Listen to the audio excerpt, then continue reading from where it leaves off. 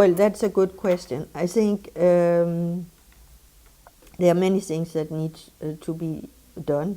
I mean, one of the big challenges is that the countries where you find the malaria also have a very weak health system, which makes obviously the implementation of either the prevention tools or the treatment tools very challenging. Increasing the health system's capacity obviously goes beyond the capacities of DD research. But what we have tried to do is to stimulate the researchers to think of developing tools that actually can be implemented in countries which have a weak health system. Just to give you an example, we have projects that have been working on developing a rapid diagnostic tool where you quickly, it looks like a smartphone, but quickly you get the diagnosis of whether or not the patient has malaria and also whether it's resistant to the normal or the most used treatment options. And then, of course, to come to eradication, we obviously hope one day to have an efficient vaccine.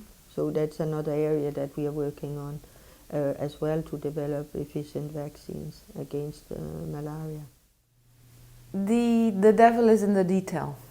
And for certain countries, it has been possible to eradicate. In Italy, it was possible to eradicate malaria. Some other countries are pursuing a very active eradication policy. There's actually renewed interest for eradication. And in certain countries it will be possible.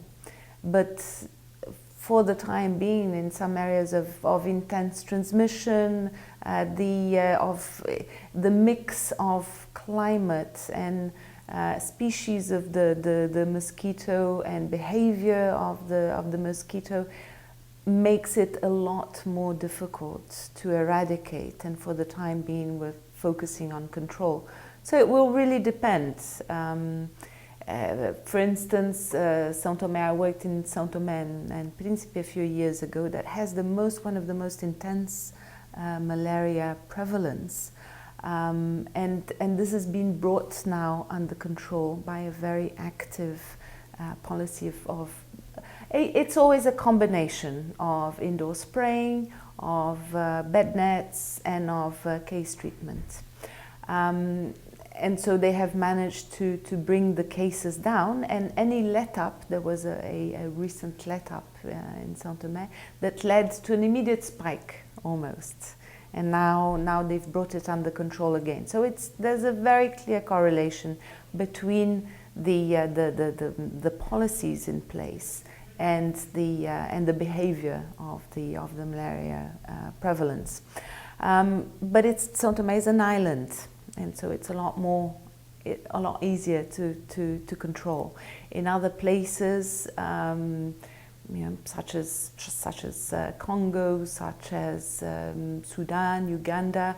Well, in Uganda we've had a policy of indoor spraying, a lot more complicated by implementation, or plagued by implementation problems.